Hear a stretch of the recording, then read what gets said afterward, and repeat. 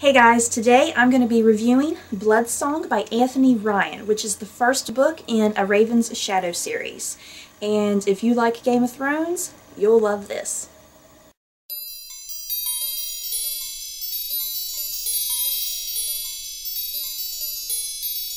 Bloodsong is a fantasy series that tells the story of Valen Alsorna, who is 10 years old when his father drops him off at the gates of the Sixth Order.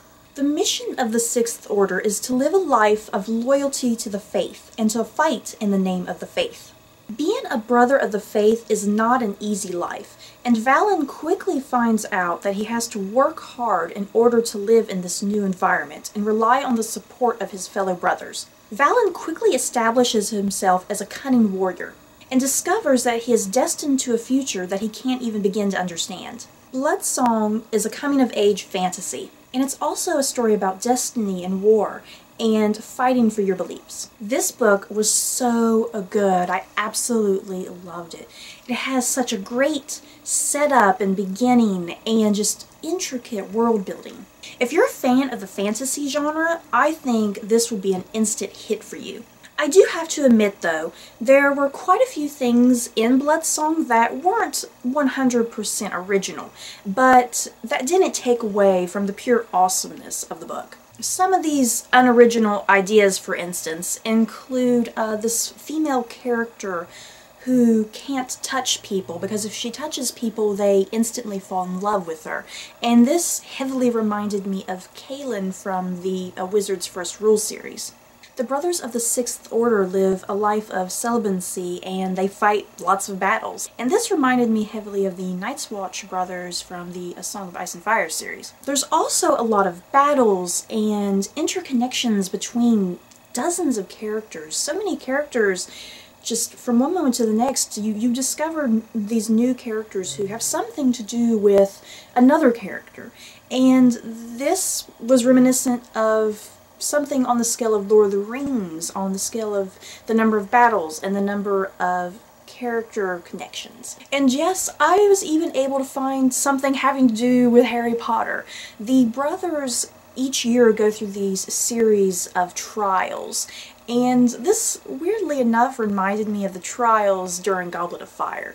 Like I said, this book has such a fantastic setup, and the plot is just instantly just tugging you forward into the book. The first 400 pages of this book are stunning. There is just no other word. The first 400 just, it doesn't even feel like 400 pages. I kept wanting to flip the pages as quickly as possible to find out what the next obstacle or mission was, and what obstacles Valen was going to come across. One of the things that I loved during these first 400 pages was the bonding between Valen and his brothers. And the brothers in turn are very well developed and thought out, and they're very likable, and they have their own distinct personalities, and they're just instantly lovable, I think. Valen is an instantly likable character as well. He's the type of guy that women want to be with and men want to be like.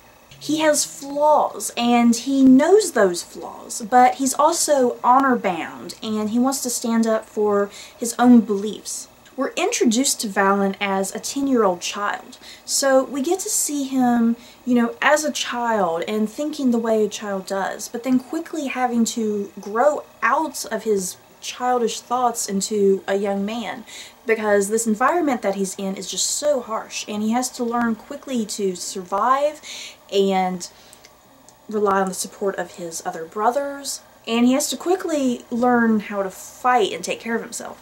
We get to see him grow and develop as a person, and we get to witness his losses throughout life. It was some time after the 400-page mark that I found myself beginning to drift away, and on occasion I was honestly zoning out a bit. And at this point in the novel, there's literally only about 250-some pages left. And you would think that these 250 pages would be the strongest in the entire novel, but I didn't really feel that way. These last couple hundred pages seriously felt the weakest. I think part of the problem with me not enjoying the last couple hundred pages had a lot to do with just how intricate the world building is.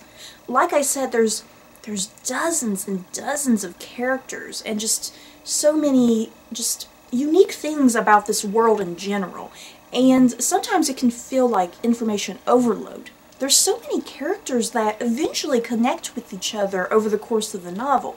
And it was often really hard to remember who's who, who's related to who, who's loyal to who. And a lot of characters kind of just briefly show up, or they're mostly even just talked about. I didn't have trouble remembering any of the women because, well, there's not that many women throughout the course of the novel to begin with. But the few women that were in the novel were fantastic, I have to say. All of the women, I think, were very well depicted, and they had their own thoughts and minds. They were not damsels in distress. But neither were they these sexy, badass female warriors, which I notice a lot of fantasy tries to do when it comes to women. Like, they try to overly make the women independent. But that wasn't going on in this novel, which was refreshing, because I hate when fantasy writers, especially men, try to do that and try to make them kick ass when sometimes it's not very realistic.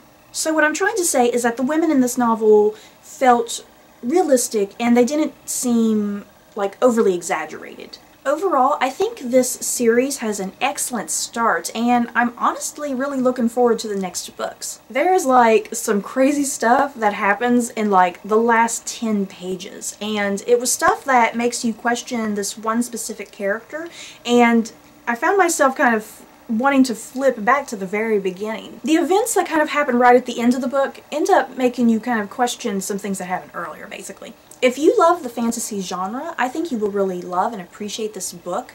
It's very mature fantasy. There is cursing and there is sex and there's a lot of violence, but it's not overly done. When there are sex scenes, they're perfect where they're at. They make sense within the flow of the plot. So at the same time, I think this also makes it applicable to teenage readers. So even though I was drifting quite a bit there at the end of the book, I still think the book is very worthwhile to read. Plus, it had such great world building, and like I said, if you love fantasy, you better get this book.